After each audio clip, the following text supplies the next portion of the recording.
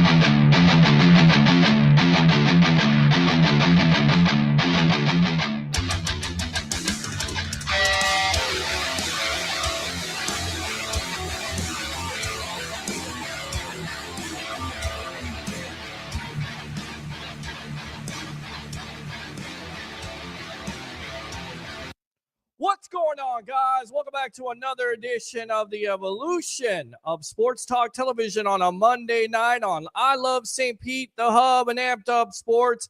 It's the Sports Web. I'm your host, Peter Blake, giving you something to think about. And how do we start off this show on a Monday night? Hopefully, you got back to work, had a good weekend. Bring your passion, bring your excitement. Just don't bring any nonsense. On tonight's show, we'll have Harry the Greek, professional handicapper extraordinaire of 1252 Chicago Sports, on with us, of course, getting you ready for NFL Draft Day, getting you ready for Tampa Bay Buccaneer football as they had a presser day with Tristan Wirfs and Kyle Trask, his favorite quarterback, some really interesting comments out there. We'll take your phone calls as we always do here, 727-255-0391. It's 727-255-0391. The other number, in case you can't get through, 727-409-7528. Again, 727-409-7528. And then at 9:30, we will have the fastest 6-year-old out there in the United States. It's a pretty amazing story. His name would be Seth Flash Williamson with his father, Dwight, as we'll try to get them on, tell his story about his little boy and how fast he really is, and how we may be talking about somebody who may be eventually in the Olympics. I'm not joking. It's a really great story. And again, as always, we'll take your phone calls. So let's go ahead, go out to the comments here really quick before we get Harry on. Or I'll tell you what, let's go out to the comments. Roger Sue says, first as always, so I will acknowledge you. Acknowledge me. Let's go out. I did acknowledge you. Troy says, damn it. Second, well, at least you tuned in, right, Troy? There you go. This guy sucks. Let's go out to Roger. Happy Greek Easter to you and family Greek. Hope you had a great day, as we'll be coming on with him in just a moment. Make this quick. Aaliyah Mysterio is on. I'm glad you're watching wrestling. I really appreciate that, and I don't really care. Christopher Cole says, first on Facebook, let's go out to Mike here. Rays are getting killed. They're absolutely getting killed right now. Last check, 6-0. Their pitching they have not had pitching tonight. Let's just put it that way. Or hitting. And that's baseball. That's what happens, because I know a lot of people out there thought that there was certainly a distinct possibility that this team was never going to lose. But of course, that's ridiculous. They're not going to go 162-0 because they did lose to Toronto on Friday night. They lost to Toronto on Saturday. They won yesterday 8-1 in easy fashion. But that's baseball. It's ebbs and flows. Right now, though, it looks like they're going to lose this game unless they have an amazing comeback.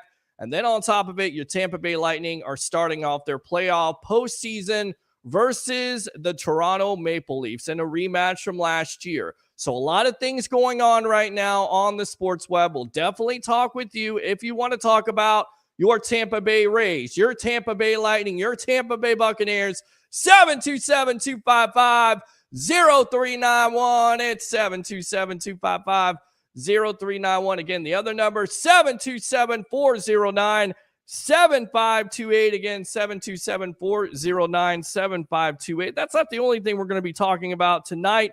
Jalen Hurts, congratulations to him, as he gets a new contract extension from the Philadelphia Eagles, 5 years, $255 million. Wow. And $179 million in total guarantees, which is $110 million guaranteed at signing. Just to say, sign your name, Jalen Hurts, $110 million. So good for him. Oh, yeah. What is the impact on the quarterback market? Will the Lamar Jackson situation get taken care of now?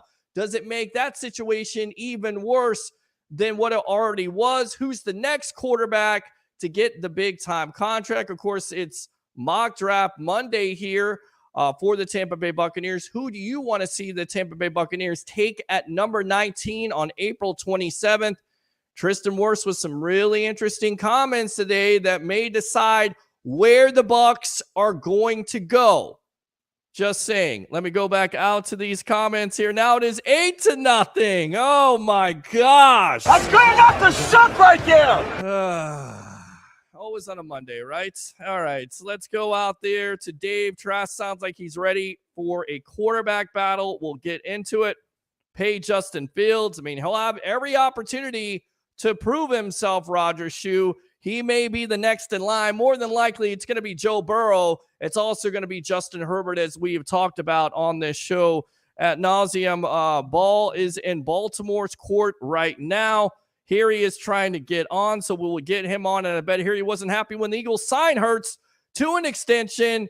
He be hating on Hurts so bad, bro. This guy sucks. All right, Troy, starting it off like you always do, like a troll. Let's go ahead and get my co-host on, Mr. Harry the Greek. Here we go.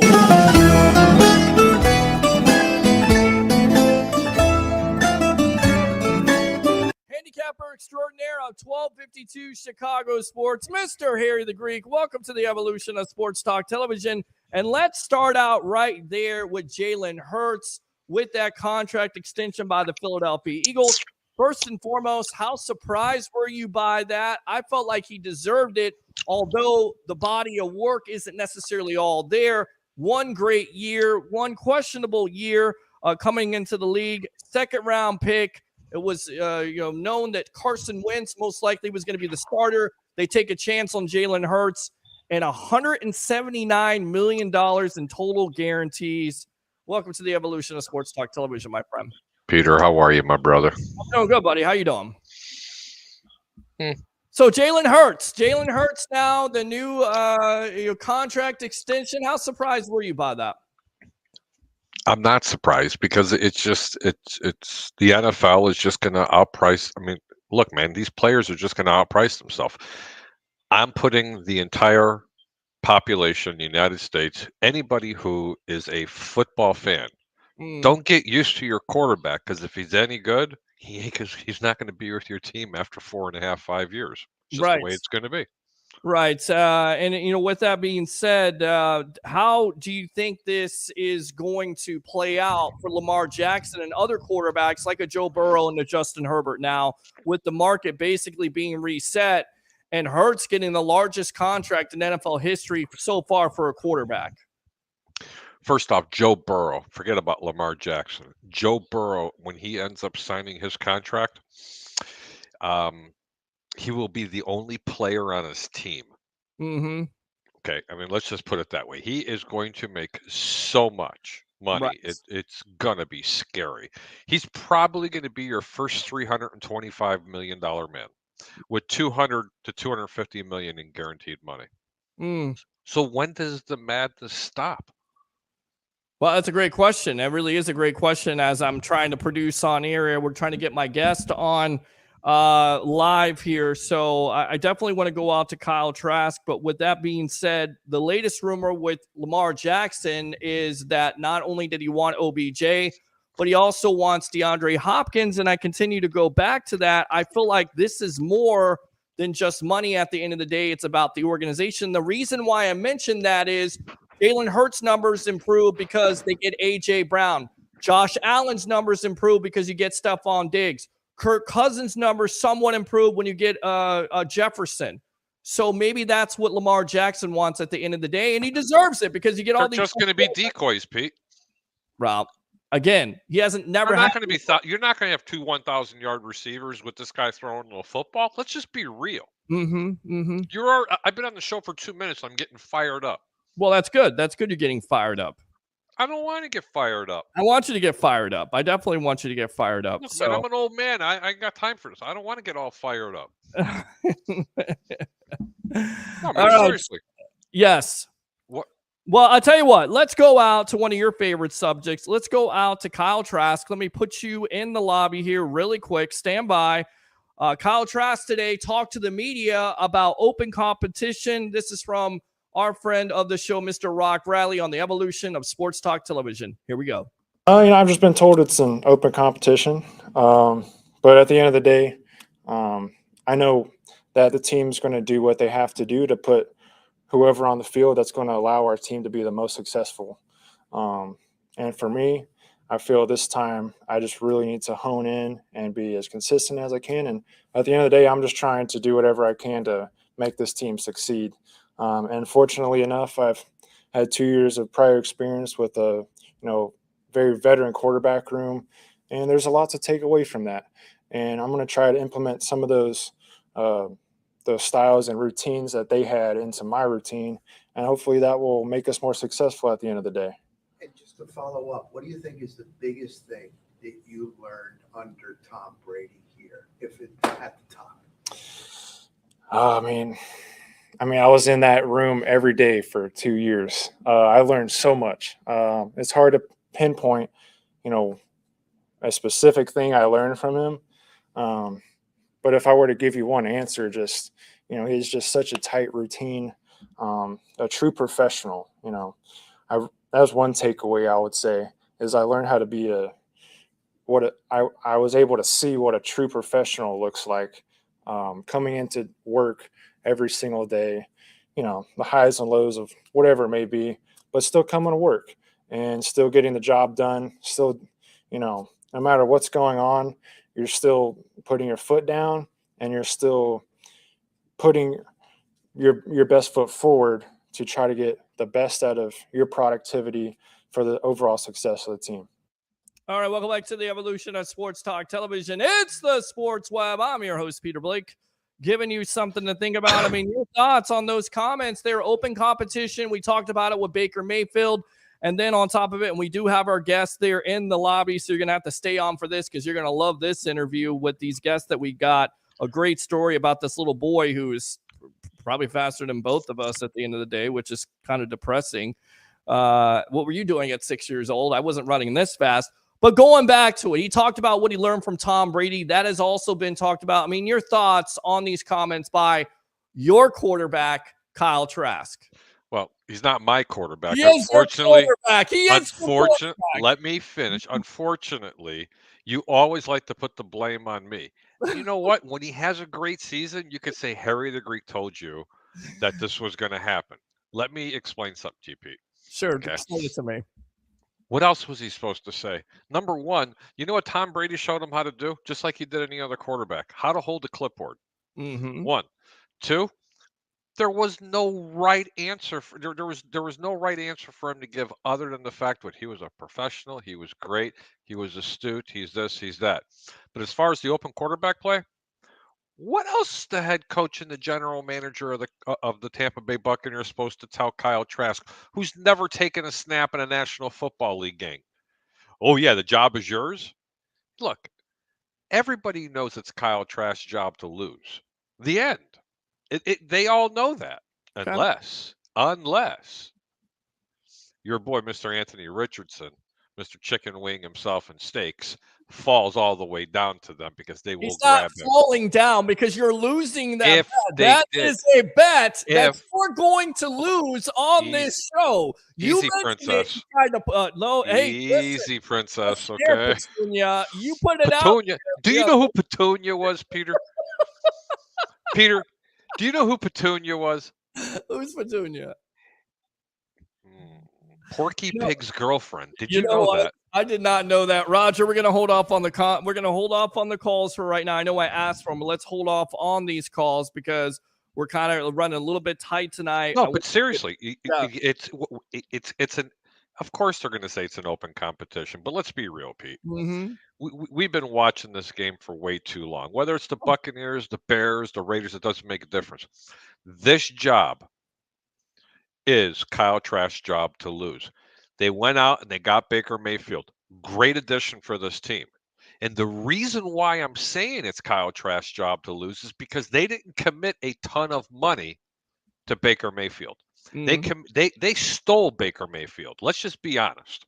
Oh yeah, it's a bargain deal. It's $4.5 million. Basically, it's an absolute bargain deal. It was a great addition. It's just another. It's just another storyline to tell you how good this general manager is for the Tampa Bay Buccaneers when they can turn around and procure, quality players for such little money. But that's the reason why Baker is not starting the season, barring the fact that he really completely outplays him in the preseason, or Kyle gets injured. Kyle Trask is going to be your week 1 starter. Okay, all right. Now, he was asked today about being, not Or only. hang on, don't forget, I didn't mean to tell you about your boy from Florida. Malik Hooker might fall down there. Well, not Malik Hooker. That would be the safety. That would actually be Hendon Hooker. Hendon Hooker. That's it. Hendon. No, not the same type of guys, but same last name. All right, Harry, stand by. Let me put you in the lobby here. Will you shut up and be quiet? Let's go back out to Kyle Trask here, talking about not only, again, the competition with Baker Mayfield, but also being called a deliberate learner. Pay attention, Bucs fans. He kind of seems like he takes offense to it here on the evolution of Sports Talk Television. Here we go. For me, this is a good opportunity for me, like you said, and a great opportunity for me to compete with someone like Baker, who's definitely proven himself in this league. So it'll be very fun to, get to know him and compete with him every day. But yeah, for me, I always try to be as consistent as I can. Try to keep my route. I'm always trying to build my routine squared away as tight as I can. So it's just very important for me to really lock that in at a time like now and try to make myself as productive as possible to help this team in the end and hopefully help the overall success of this team. There's you can take whatever you want at face value. But, for me, I'm just concerned about am I understanding the concepts and the offense fully? And I love to just really dive into a playbook and, learn the ins and outs of every single play. I feel personally, the more I know about the play, where to go with the ball in certain situations, where to go with the ball, certain types of defenses, I'm just going to be able to play that much faster and that much more confidently. So you can call it a deliberate learner, you call it whatever you want, but I'm going to put in that extra time to make sure I know every little thing and all the ins and outs of every single play that I run when I'm on the field. Absolutely. Part of football is the relationships. And, that's part of the reason we play is the relationships. And, that's what makes it so much more fun is when you're just getting to know people, getting to know people's families, hanging out with people on and off the field, and most importantly, what we do on that field. And, it's always a great place to start from whenever you have some of those relationships already built. But overall, for the success of this team, all I'm concerned about is, putting my best foot forward to help this team win at the end of the day.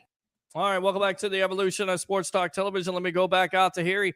I like his response, and he seemed like he did take some offense to the whole slow learner, deliberate learner, and said, look, take it for how you want it. I'm going to make sure that I'm right on this. He's got a new offense. He seems like he's excited about it. We'll get to those comments in just a moment. And also what he, the game reps, how they gave him confidence. But your thoughts on those comments from him? I liked it. I liked how he was fiery. I like how he basically said, look, you call for what it is, but I'm going to make sure I got everything checked at the end of the day. Roger, hold off. Go ahead, Harry. I mean, there's really nothing too much to comment about. I mean, I think the guy gave very concise answers. Look, man, I'm a fan. I'm waiting to see what he can do. Okay. And I love, the Florida Gators. I love everything about the guy, and I just think he's going to be the answer to this organization. I still think it's going to be Baker Mayfield, but again, they're going to have a nice open competition. And he was told today, and we went back through this, that it's going to be open between him and Baker Mayfield. And who knows? He's been an underdog his entire career. He has. Absolutely. High school, backup. Yeah. Had to fight for it to win it. College, you're never going to make it. Turns out to be extremely good. Sure. Gets drafted into the second round.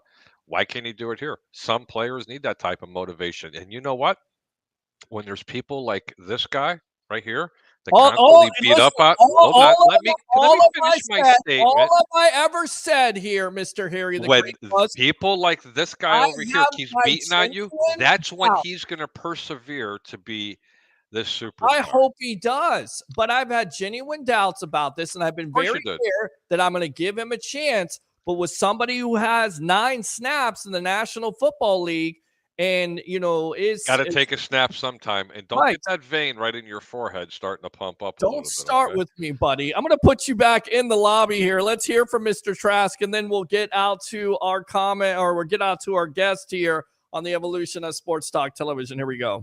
I mean, not really being able to get some real game reps. Obviously, the game didn't mean a whole lot for us at that point in the season in terms of playoff contentions and things like that. But just for me to be out there getting some real game reps, just kind of reminded me so much of why I love playing football. Like just being out there, it wasn't scout team anymore. It wasn't practice reps, just being out there live action. It was awesome. And just great experience for me to because, prior to that, it's only been preseason reps and scout team and whatever I get in practice. But to really see some live bullets and get a better feel for the speed of the game was, I think, huge for me. I'm very, very excited about this new offense. I'm loving every part of it so far. And if you look back to what they were able to do in Seattle last year, it's a very quarterback-friendly offense. And, they do a great job of tying the run and the pass game together, putting themselves in the best position possible. And, I think that's going to be very good for the people in this building. I noticed this morning, it's going to be a very young team, a lot of new faces. So it's going to be very important for us to have, not necessarily simpler system, but a system that allows us to play fast and play confidently. All right. Welcome back to the evolution of sports talk television. I mean, again, great answer. He's excited about the offense. We've heard it. Predominantly, it's going to be a run-based. We'll get to Tristan Wirfs in just a little bit because I want you to hear that because I know you're going to get excited about that. Oh, I'm extremely excited. Even he said he was excited about it. I'm Rick Hughes excited. Oh, geez, please. And by the way, let me go to this comment really quick. That's why Pete is buying you steak dinner. I don't think so, boss. And I tell you right now, if you want to buy me a steak dinner and bet me on Anthony Richardson or any of you Gator fans out there, you little son of a guns, you know who you are. I'm going to keep Do it. me a favor. Stop picking on the Greekites, okay? The Greekites, yeah. Stop kicking on my Greekites. One or two. All right, go ahead. It's all I need, man. Just That's read down here. What does it say? Yes, I see it. What does that say? 38 and 24 BB picks. Dumb patting yourself on the back. Does your hand hurt because you pat yourself? No, brother. I can show you a stack about this thick. Well, show it to me here. But show me what you think about these comments from Kyle Trask. It was great. Yeah, I bet. Can we talk to the 6-year-old, please? This would be more entertaining than sitting here listening to this nonsense. Okay, you want to know? You want some nonsense? Yes, sir. I'll give you some nonsense. You got 2 minutes. 2 minutes, buddy, and then we got to get Roger, that's not nonsense. He is nonsense. Go ahead, Roger. No, Roger is not nonsense. Roger. The Greek guide is checking in the name of the Father, the Son, and the Holy Trask. Amen. All right. Thank you. Anything else? Yes. Mr. Harry the Greek. Yes. God bless, brother. Happy Greek Easter. I hope you and your family had a great holiday. Thank you. It was really good, actually. It had my mother. My mother, God bless you, 89 years old. I know she's out there watching. She's probably cursing because we're praising Kyle Trask like that. But Mom, it's just a joke. You see, that's your problem now. You opened up that again, Mother. I know. What was that? You opened up that. My mom says this guy talks too much. But anyway, well, just my listen, show. I mean, I know semantics. But anyway, who's talking? Greek Easter was fabulous. Thank you for. I think next year it actually falls on the same day as the American Easter because you know what? I've been to church more time in the past 2 weeks than I think I have in the past year. It's just been unbelievable. Roger, I don't want to keep these guests waiting, so call back in just a little bit. Quickly? Yes. Yeah. You owe Harry a steak, and you're going to owe me wings. Okay, I'm not going to owe you a steak or wings or anybody. I'm going to be right, and you know it. See you later. Get out. Even if we're wrong, even if we're right. No, honey, hold on. Even if we're right, Roger, you'll be waiting 2 years like I am, okay? Don't worry about it. I really can't stand you tonight. I'll tell you what, let's go out to this intro here. Get these people on here with this great story. Here we go. That is Elijah Washington of Team Elam, Loganville of Team Elam, Daquan Bonhomme of Olympia Track, Yeshua McBride of The Incredibles, Seth Williamson of Speedstars, and Alfonso Rawls IV running unattached.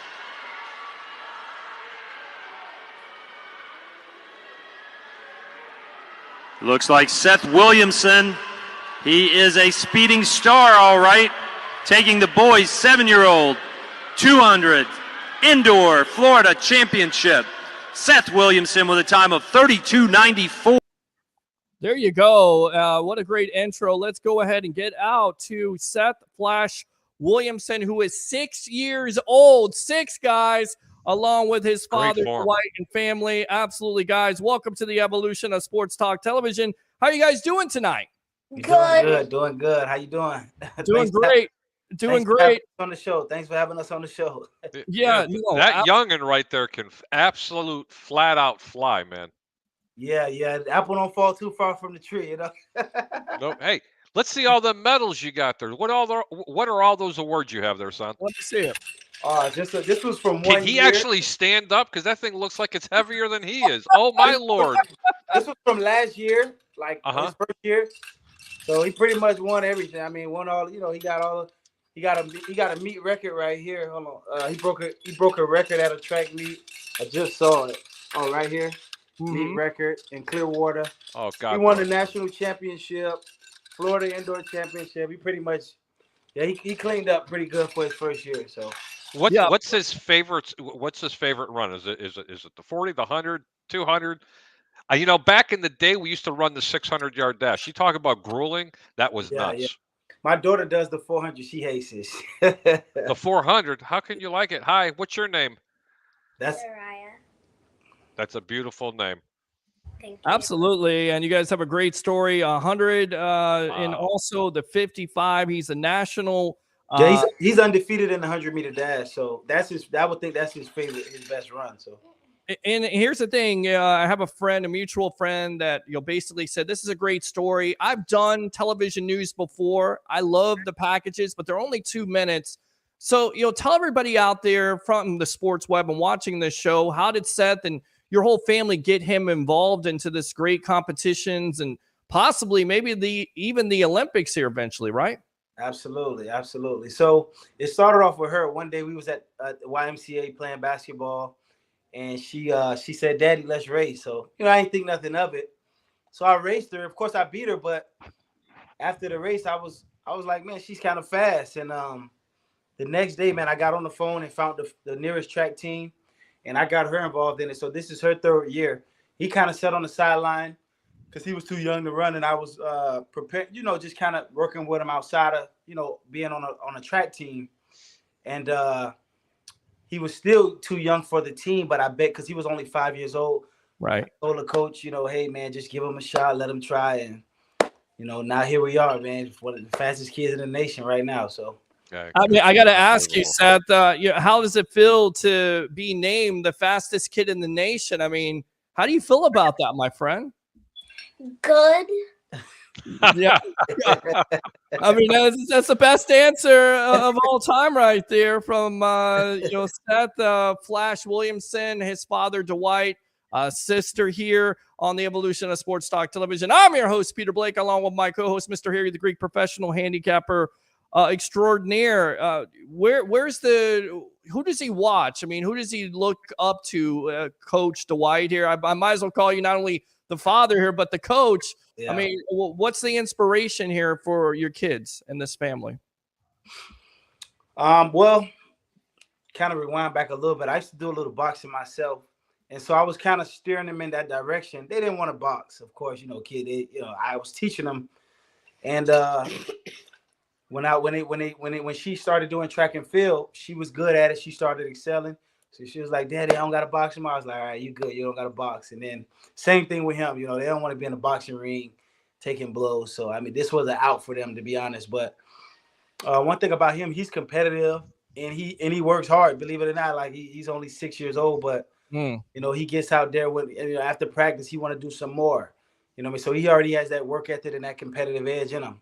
She's the same way. So, I think they're just driven. They're very driven. And now that he's tasted success, he just want more.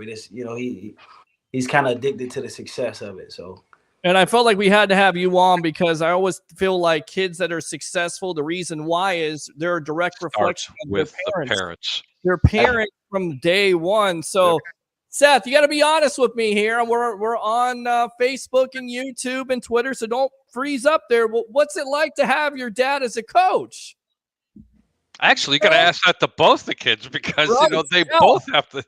What's it like to have dad as a coach? You have dad as dad, but what's dad as a coach like? Amazing. Soraya, would you?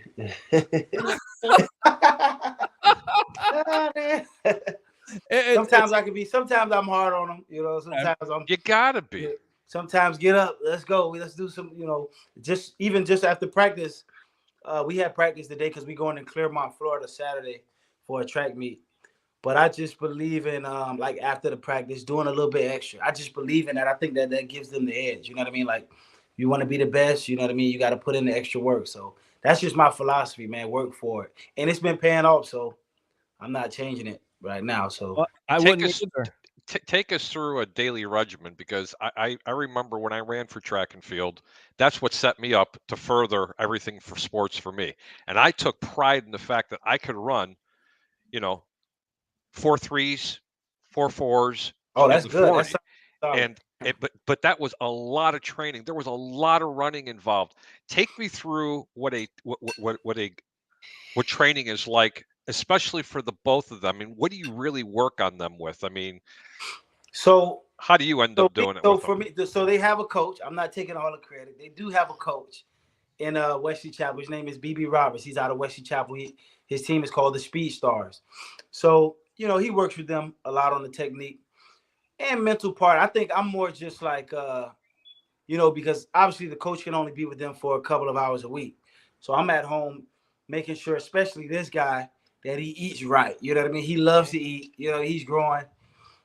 She's good on her diet. You know what I mean? I think it's just being disciplined and mentally too. You know what I mean? He watches Usain Bolt all day, Trayvon Burmell, Andre DeGrasse. Wow.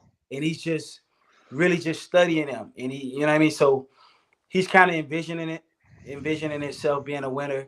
And he, like I said, he tasted. So now, and I just, obviously being their father, I'm letting them know, man, you can do anything you want to do if you put your mind to it. Without question. No limits, no limitations. If you're willing to work for it, you can do it. I want to hear from both the kids. What's your favorite part about training? That we can work hard and run a lot. Okay. Work hard. See, and they got a great mindset. Like, I don't feel like their dad is telling them to say that. They love it. They love it. They love to work hard. It's a great story here on the Evolution of Sports Talk Television with Seth and, of course, family here, Dwight. And I got what's her name again? I'm so sorry. Her name is Soraya Williamson. Soraya Williamson. There you go. Yep. Soraya, the Williamson family on the Evolution of Sports Talk Television. I'm your host, Peter Blake, along with Harry the Greek, professional handicapper extraordinaire of 1252 Chicago Sports. What is the ultimate goal? Is it the Olympics? How long do you guys think how long do you want to do this? How long do you want to compete? What's the ultimate goal, Dwight and family here on this racing thing? Right. So, yeah, man, I actually, you guys are into sports. My cousin, he played for the New York Giants. His name was Kenny Phillips. He played safety for UM. Oh, we know him. Yes. Okay, yeah, that's my cousin. That's my cousin. I'm from Miami, so we all grew up together. We all grew up playing together. So he called me like, hey, because believe it or not, probably every Little League football coach has called my phone. Just yesterday, James Wilder Jr. called me on a Sunday, talking about he has a program. And so really, I'm just trying to stay in this lane of track and field. He called me. He was like, man, listen, y'all got a good lane. Don't worry about playing football. Stick to track and field. Focus on it. But, I mean, it's so – and then obviously all his peers are playing. He see all of the kids that he run with. They're playing football. He see them on Instagram, YouTube. So every day he's asking me, want to throw the football, asking me, Daddy, can I play? Can I play? But I'm just trying to stay focused on it because I do believe that I know that the athletes that generally focus on track and field, they're faster than football players. I mean, Justin Gatley ran a 3.9 when he ran the 40, so it's no comparison. Yeah. So I'm trying to keep him on that track, but I think that football bug is biting him, man. He wants to play ball, but well, he wants to play. What he wants to play ball. All right. So, Seth, what position do you want to play? Defense. He wants to be a DB. He wants to be the next Devin Hester. Is that what he wants to be, Devin Hester? I mean, you want to be Devin Hester? Is that somebody you kind of look up? Now, Dad, don't show him any videos on YouTube of Devin Hester when he played for University of Miami. Right. You don't want to do that because he's going to be like, I want to be the best kick returner in all of professional sports. He watched Tyreek Hill now. Tyreek Hill, DeAndre, he's watching him, man. So, like I said, man, but I know he does. Olympics is something that he wants to do. That's the youngest one right there. She's all waving and everything. She's adorable right there. It's a whole generation of runners, track and field. I love this whole story. We talk about the Tampa Bay Buccaneers on this show and the Lightning and the Rays. What football? I went to school with Antonio Brown. Okay, all right. Yeah, Miami Norland, man, high school. Yep. I'm sorry to hear that. Yeah. we won state when I was out there. We won state. We had Dwayne Bowe then when we won state. Dwayne Bowe, yeah, I definitely remember Dwayne Bowe. Yep, he had my PE class, but yeah. Are you guys Bucs fans? Yeah, absolutely, man. I've been in Tampa for about 13 years, so. I'm a Dolphin first. Of course, I stayed around the corner from Miami, from the Dolphin Stadium growing up. But, I'm a Bucs fan now. I made my home in Tampa. So, what about you, Seth? Are you a Bucs fan too? Yes. Yeah. Who's your favorite player on the Bucs? I bet you he's faster than him. Who's your favorite football player? Yeah. He said he doesn't. The only thing he knows about is track and field right now. That's the way I want it to be. You know what I mean? Love it. But he's trying to, he's trying. He watch a lot of football highlights now. So. All right, guys. I know you guys got to run in just a little bit here. I want to ask you a couple more questions. Do you ever have him sit down and watch the combine? Because you have the 40-yard dash, you have all those drills. Do you guys watch that kind of stuff also? No, we haven't watched I watched the combine, of course, but I haven't had him watch the combine. Okay. He mostly watches, like I said, all of the track stars. Okay. All right. So what's the reward when he wins? Because I know he has to have this diet. I know him and her, Soraya, they all have to be on this strict regimen of dieting. And what's the reward, guys? What do you guys get when you win a race, when you do well for your coach and your dad? And what's the treat? What is it? Ice cream? What is it? Money. Whoa, there you go. What about you, Soraya? Is it money also? Yes. She's the one who said the money. Yeah, she's the one who said the All right, it's good stuff. Great stuff. That's awesome. Yeah. I'll tell you what, when I was watching that video, the form was just unbelievable. Knees were high, head was forward. I mean, wow. You got some future there. Just make sure you both stay in school. Make sure you get that education, because I'm telling you now, if you're half as good as what I think you're going to get, you are going to get so many scholarship offers to the both of you, and you can do anything that you want. All you got to do is want it. I promise you. That's it. Yeah, I'm big on education. I think he have you made a B yet? I think he made straight A so far. She made He made 1B. Okay, she said he made 1B in his lifetime. So, and then she's made the honor roll. So no C's. Honor roll. Amazing, amazing. You've done an amazing job with your family. I know, it's just an amazing story. Once again, I just can't say it enough here. God bless you guys. Great family. Absolutely. Great family. And we're glad to have you on the Sports Web. And my wife always said one thing. Yeah. They didn't pop out of the box that way. Right. Well, that's it. I'll tell you what. They don't pop out of the box that way. I appreciate that. Thank you. Yeah, let's take a look at another race here from Seth. Really quick here on the Evolution. Here we go. Let's go, Seth!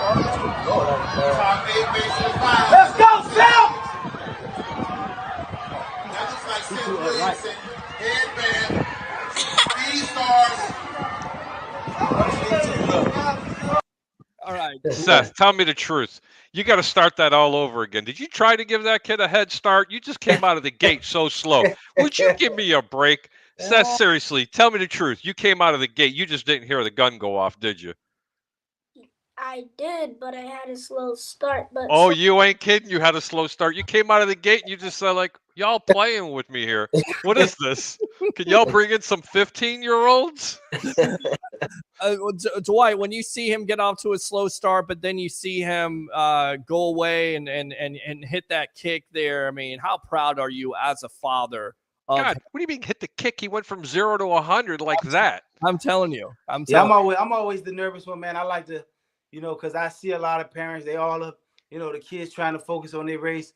At the track meets, I kind of fall back. You see where I'm recording, I'm all the way in the stands, and I just kind of let him do his thing. We've already did everything in training. If you're going to mess up, if you're going to fall, it is what it is. But I know that I prepared them. So whatever happens then, we're going to have to live with it. You know what I mean? But he definitely had a slow start, and I was looking like, but then he came back and kind of eased my mind. He ate them up like it was like lunch. Right. All right, let's go out to another race here really quick, and then we'll get you guys out of here. Check this out.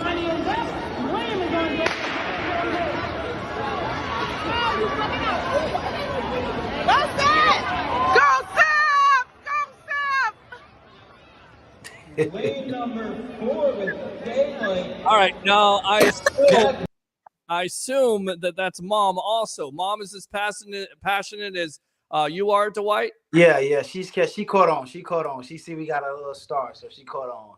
She said it's from her, but she said he gets his speed from her, but you know how that is. Who's harder on you, kids? Is it Mom or is it Dad? Dad. There you go. Good stuff. All right, guys, go ahead and promote what's going on here this weekend, and definitely don't be strangers on this show. I definitely want to know how this all turns out, Dwight and Seth. Absolutely. We'll be in touch. Yeah, what are you guys doing? What's happening this weekend here? So we're going to Clearmont, Florida to I believe the name of the event is called Pure Athletics. We've been there last year. It was a good track meet. So we'll be over there. And then after that, we got a couple of big track meets, but we got what USF is another huge. That's a big one. It's going to be we're going to have USF probably next month. But I like to focus on nationals. All of these are the build up. Obviously, you got to win these little races, but I want them to be ready for nationals because to me that's the big stage. And we take it one at a time. Right now, last week we trained, but not as much. This week we turning it up. Because I like them to be, more than ready when it comes to the track, to the race. And right now, I'm looking for PRs, personal records. I want to see that they're improving little by little. Their times are getting lower and lower.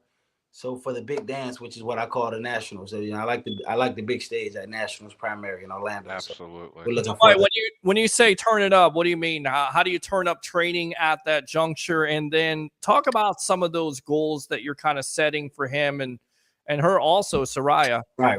What are some of those goals that you're setting for both of your kids? So right now, I do have a reward system. Like I said, it's money. It's money, toys, all that stuff. It's a reward system. So PRs, personal records. It's a certain amount of money. First place medals, certain amount of money. Second place, third place, and so forth. When I say turn up, I mean like we're basically doing 2-a-days. That's why you have to practice. And then right now we're watching what we eat. So 2-a-days, watching what we eat, and then the mental part, we watch races. Whether it be Trayvon Burmel, Andre DeGrasse, Sha'Carri Richardson, we watching races, and Tyson Gay, we watching them. And we just kind of they got Shelly Ann Fraser. So they know the drill. Like right this week we lock in. We played last week. We had fun. We're gonna have fun, but let's kind of lock in and let's take care of business. I'm teaching them that if you go out here, when you go out on the track, have fun. But this can be something that you can make money off of. So treat it like a business. So I'm trying to get that instilled in them. So. Love it. Good stuff. The Williamson family here on the Evolution of Sports Talk Television. Thanks a lot for your time. Seth, good luck to you. Soraya, good luck to you. Dwight, heck of a job, not only being probably the greatest father out there, all the success that you have with your family, but also the greatest coach. Nothing but great things for you guys in the future, and definitely come and see us again here on the Evolution. All right. All right, thanks for having us. All right. Hey, man. I love it. I love a story like that, and I don't know why. Great family. There's just so much negativity in this world about family and this and that and the other thing, and that tells you right there, ladies and gentlemen, that Great family, great kids, great father, man, great father, great mother. Yeah, great. All right, so open phone lines, guys. If you want to comment on any of that at all, lots to unpack from the Kyle Trask comments. We'll get out to Tristan Wirfs in just a little bit. We can talk kickers. We are going to talk kickers. Did you want to talk kickers? Yes, I want to talk kickers. What do you want to talk about kickers? I want to know where Ryan Suckup went. That he's gone nowhere yet. That's a shame. It is a shame. It is. Do you think there's a chance that the Bucs can bring? Brought this up. Do you think there's a chance that Suckup can get brought in on a reduced rate? This guy sucks. I think that's what you should say right there. All right, let's go out to Mr. Daniels here. Welcome to the Evolution, or Mr. Williams, excuse me. Mr. Williams here on the Evolution. You're on with yours truly, along with Harry, the Greek professional handicapper extraordinaire. What do you have to say, my friend? All right, man. What's going on, everybody? What's going on, first of all? Hey, man, hats off to that father, man. He's doing a good job with his kids. Yes. Hey, man, and a wonderful dad. You know, are grooming now while they're young. Yes. But,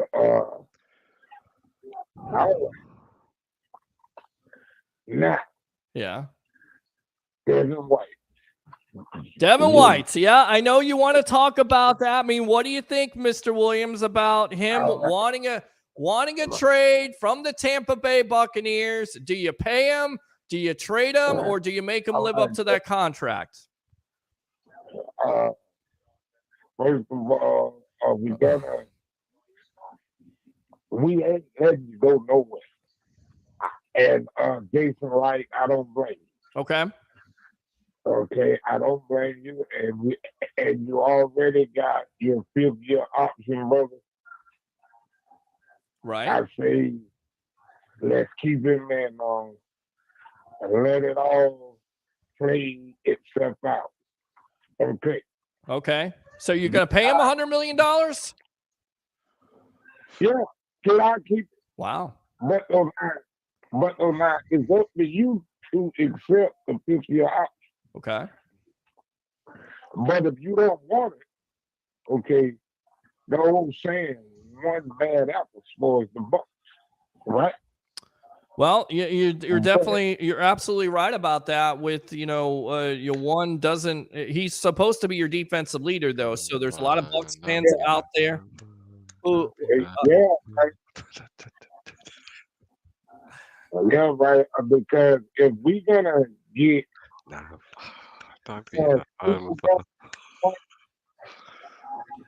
if we're gonna get hold on a minute, Mr. Williams. Let me take care of something for a minute. Will you shut up and be quiet? Shut up! Harry, be quiet. Go ahead, Mr. Williams. I got the cure for everything in this little dish. I'll tell you right now, you've got a cure for something. A cure for a headache. I need a cure for a headache with talking to you all the time. Mr. Williams, I definitely understand where you're coming from. Yes, so you're in favor. Right. Let me ask you this, Mr. Williams. You're in favor of paying Devin White $100 million, so you wouldn't trade him away, but you wouldn't make him pay under that 5th-year option? Yeah, but right, if we're gonna get the 100% Devin White, I will keep you. Let me ask you, Harry. If you just gonna, I'm sorry, but if you just gonna be there, just to be there, and we're not getting a 100%, I say we will all have to sit around the round table, and we'll have to talk to you. A mono, and really see where your head at. Okay, that's before fair. September. That's whatever he says. Before September, because you're not going to be out here, and if you're gonna drag your cleats in the grass, right? All right, now Gerald McCoy just retired, Mr. Williams, and then we got to let you go because we're going to move on to Tristan Wirfs and his comments. You can always call back. All right. Gerald McCoy just retired. Gerald. Is he Ring of Honor, in your opinion, for this Tampa Bay Buccaneer team? Gerald, he was a good guy when he was here. You know what I'm saying? Hey, this here is where you started at. Didn't the Greek say something about 4 weeks ago? Yeah, you did. You did. I don't think I would You have remember that? gave him a ring of honor. Kid, I'd have put Simeon Rice up there first. Wow. Okay. I'm just saying. Okay. All right. Good stuff, Kid, Mr. I'm just Williams. saying, but no, hats off to Rondé Barber. Hey, man, it's about time. I am so glad that they That was 5 shows ago. overlooking number 20, man. I love it. Good stuff. Good stuff, Mr. All right, Williams. my man. I appreciate Hey, you. and, Yes. Tristan Wirfs, hey man, glad to have you, and Lord knows I hope you stay healthy this year. Another $100 million man. Mr. Williams, have a really good night. Thanks for calling in. Baby. Appreciate you, Mr. Williams. Open phone line 727-255-0391. It's 727-255-0391. Let's go back out to these comments here. Controversial. Got Gator fans and their feelings. Nothing against the Gators. Oh, my Gator hating, God. You here are we a go. Gator hater. Here we go again. Here we go again with the nonsense. All right. The Gator hater MB. All right, let me go back. You know what the MB is? The Gator hater. Will you shut up and be quiet? Welcome to the Evolution. You're on with yours truly, along with Harry the Greek. What's your name? Where are you calling from? What's up, Peter? It's KR from Tampa. What's up, KR? What's up, KR? Oh my God. I honestly did not just hear one of the most, I can't even say interesting / delusional phone calls. And I'm just nice because if I ever hear someone say you need to pay Devin White $100 million, you need to jump off the Skyway Bridge, respectfully. Wow. I honestly do not see this guy getting paid $100 million. Can we clarify this, KWKR, just for a second? Can we clarify it? Sure. Was it the Skyway, the Brooklyn, the GW, or the San Francisco Bridge? Which one was taller? Which one? The Sunshine Skyway Bridge. Wow. Okay. If I was the GM of the Buccaneers, I would look at Devin and be like, you need to show me your worth, because honestly, if you're supposedly our star player, you need to prove it, because you haven't proved it since the Super Bowl season. I agree with KR. Now you see, the show just got smarter, Peter. Well, and it got more intelligent, and I agree with you also, because I feel like he should play out his 5th-year option. The Bucs are not going to trade him, because if you're going to trade him, you need to get a first-round pick. You're not going to get that. He's too inconsistent. His tackling has fallen off. He has regressed when it comes to coverage. He is not the same player that he was in 2020 postseason. I get it. He has all the numbers in the world, but why not come out, play under that 5th-year option, and let's see if you deserve that $100 million. Stand by here, KR. Let me put you on hold really quick. You're on the Sports Web. We're going to finish up with KR, and then we'll come out to you, all right? Stand by. All right, KR, go ahead and finish. Go ahead, KR. Okay, but back to that. Yes, with Devin, his mouth is too much, to be honest. And you see him on social media liking the Eagles tweets and all this. And I'm like, if you love the Eagles so much, why don't you ask the Eagles to come give the Buccaneers everything on the platter for you? Because honestly, your play has not shown since their Super Bowl season, and your mouth is running a little too much for my taste. Honestly, I'm not feeling it. I'm not feeling it.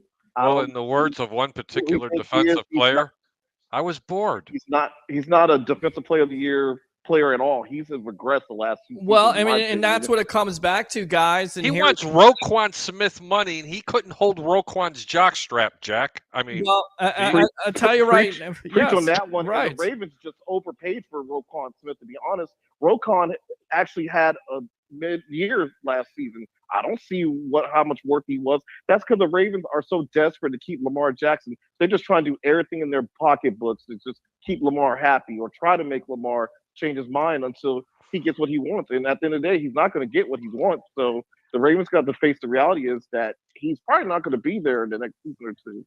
All right. I don't see it. All right. You know what? I'm going to give you a real quickie here. Sure, go ahead. When the Chicago Bears traded Roquan to Baltimore, there was an underrated player by the name of Jack Sanborn. He's the one who filled in for who took Roquan's spot. Undrafted guy out of Wisconsin. Did you know he had more quarterback pressures, hits, pass defended, and tackles than Roquan Smith did? Just, I want you to think about it. And that young man missed 2 games. Yeah, it makes it puts things in perspective at the end of the day. It makes some people go, Right.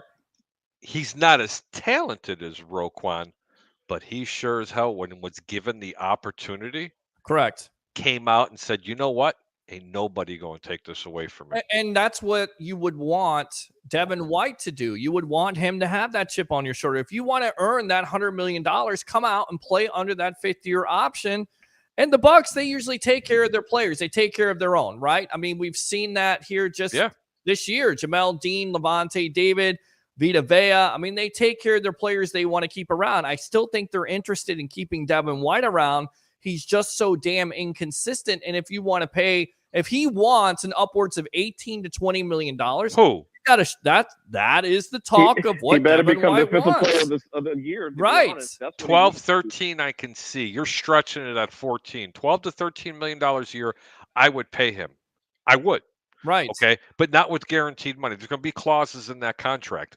Sure. And I'm telling you right now, is he worth that kind of money? Yes. Is he worth upwards of $13 million? Absolutely not. KR, that was a great call, man. We appreciate you doing that. We got someone else that's on hold. Yeah, I got to ask you really quick, KR. Gerald McCoy Perfect. retired this week. Does he deserve to be in the Ring of Honor? Why or why not? Yes. Absolutely. Yes, because he was a franchise player, even though we have some bad quarterback play. He deserves to be in it, and he's had a pretty stellar career, even though he didn't get the high accolades. Absolutely. He deserved it. And also, yes, Simeon Rice definitely needs to be on the Ring of Honor.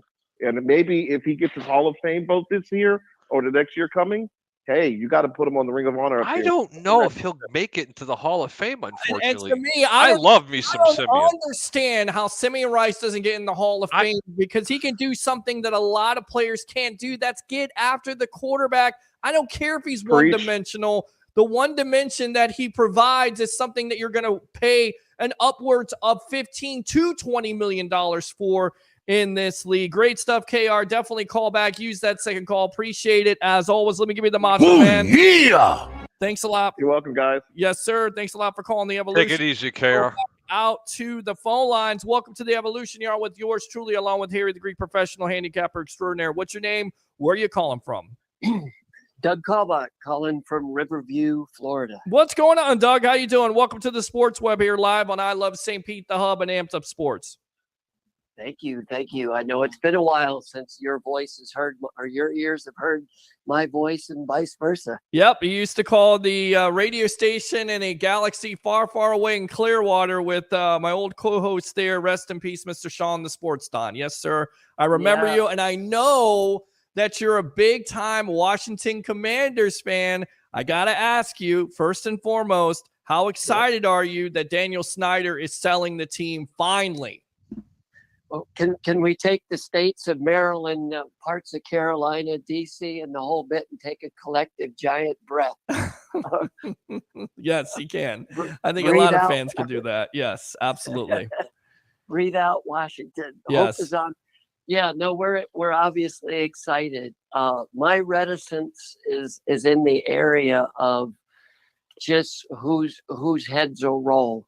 My hope is that they'll understand that Rivera's put brick by brick to put some solid pieces to form an identity. And those pieces would be defensive line, obviously, and flying beneath the radar because the Eagles get all the eyeballs.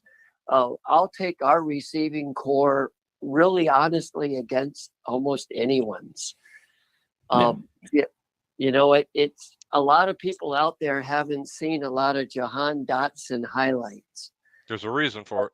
Well, he can't stay healthy, and he's got to stay Correct. healthy. But you're exactly right, Doug, here. When he does stay healthy, he's got that speed factor. You got Terry McLaurin there, who's due to get paid eventually with an extension himself. And then also you have the kid that you got from the Carolina Panthers who can also, Samuels, cannot stay healthy. So you've got lots of potential there. We're talking about wide receivers, and I know you want to talk about running back, but the quarterback situation there, do you feel good with Jacoby Brissett or Sam Howell? Is Sam Howell? They're going to bed with Sam Howell, buddy. I'm telling you. I know they are. They are. That's it. With that being said, it's his job. Are you sleeping well at night knowing that you have a second-year quarterback, much like, Harry's guy here, Kyle Trask, who doesn't have, a lot of snaps in the National Football League, but he was impressive versus the Dallas Cowboys. Sure. Yeah. And I can answer pretty succinctly. I think the entrance of the enemy is the key. I think what you got to do is train an offensive line to think and act much like Kansas City's did. That is, if you create, lanes out to the side or in front of him where he could take off and do his thing. He seems that type of quarterback, almost like a Taylor Heineke, but on steroids. I think that starting, with the first throw in the NFL was a touchdown, there against the Cowboys. I think once obviously an aberration, you might say, but from there, there's a reason why even Heineke said going into that last week, this guy's earned, I'm going to step aside even, knowing his future wasn't going to be there, but he said, I'm going to step aside and put Sam to the forefront. So getting back to Bieniemy, I think the key is try to create a lot of the offensive mindset that Mahomes thrived under. Does he have all the talents of Mahomes? Probably not. But can he improvise? That's his history back at Carolina and up in the pros. He's a guy that if he can get an extra second or two, he's got more in that arm than people think he does. All right, I know you follow the Tampa Bay Buccaneers. We'll get you out of here on this. What do you think about that quarterback situation? Is it Baker Mayfield, or in your opinion, is it, like my co-host says, Kyle Trask's job to lose? I want to go with Baker, and I think the onus is on the management to create a culture that's similar to what Sean McVay did, whatever he did when he welcomed them there.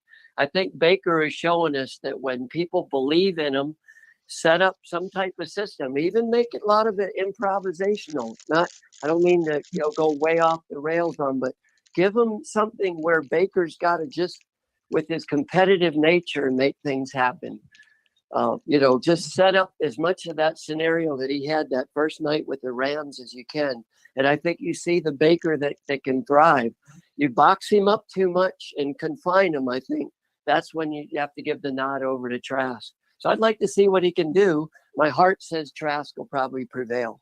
Wow. By the end of the season. There you go. So another Greek guy, another guy that agrees with Harry the Greek because he says the same thing. I think it's going to be Baker Mayfield's job to lose. Great stuff, Doug. Anything else here on the evolution? No, just keep eyes on just all the whole thing. Just going to be a really interesting year. I can't wait for the draft. I think just some phenomenal things are going to come down when we see some of these stud quarterbacks come off the board. Absolutely. I got to ask you, because we got a bet here going with yours truly along with Harry the Greek. He believes that Anthony Richardson will fall out of the top 10. I believe he'll be either a top 3, top 5, or top 10 pick, and we're betting stake on it. Who wins that bet, Doug? Oh, you do on the somebody's going to really just be charmed by all the wow factors, that came out of the combine. He goes in the top 5, I think. It's just to somebody's detriment, I think. I think they're going to overinvest. But, yeah, there's a lot of wow to see. Just whether he'll pan out to be all that remains to be seen. All right, good stuff, my friend. Definitely use that second phone call here on the Sports Web. All right, let me go ahead and give you the finish him. Mortal Kombat right there. Appreciate you as always, Doug. All right, thanks a lot. All right, you bet. All right, good stuff there. So there you go. So open phone lines. I mean, who do you agree with tonight? Is it Harry the Greek, the Greekites, with Kyle Trask starting the job, or is it yours truly with Baker Mayfield? 727. Why does it have to be yours truly? I mean, can it just be the guy who's right and the guy who's usually wrong? How about the Greek or how about the Peter the Greek? How about you give out the phone numbers there? 727-255-0391 or 727-409-7528. Give us a call if you have a question for the Greek or Pete. We'd be more than happy to answer it. I love it. All right, I'll tell you what. Let's go back out to Tristan Wirfs here and see what he has to say. In fact, these are comments about him playing left tackle, switching both sides. So you were right on that. I need to, before, make me full screen. Yes, full screen. Go full screen, please, on this. Yes. Peter Blake was right. He told me and everybody else that Tristan Wirfs was going to be a left tackle. Well, he's playing both sides, so we'll Wait a see. minute. Hold on. Yes. That doesn't mean he's going to be there on the left side, okay? Let's just say they're here giving him reps at the left side. Go ahead, Pete. All right. That's about as much as you get for credit, okay? All right, man. I appreciate it. Let me go ahead and put you in the lobby. We'll hear from Tristan Wirfs right now here on the Sports Web live on I Love St. Pete, The Hub, and Amped Up Sports. Here we go. I've definitely been working it just in case. I've been working both, just covered my bases. Not only anything's been confirmed. I've been seeing what everyone on Twitter says. So we'll wait till the draft. We'll wait till we sign somebody or whatever happens. So whatever happens. I'll be ready. But yeah, I have been working it. I'm excited. I love the guys we have in the room. Obviously, I miss Shaq. That one stung. I was hoping to play next to Shaq for like 3 years, but that's part of it. So, but Hainsey, Luke, Stinney, Nick, like all those guys, they're all great players. I have 100% trust in them. I love them to death.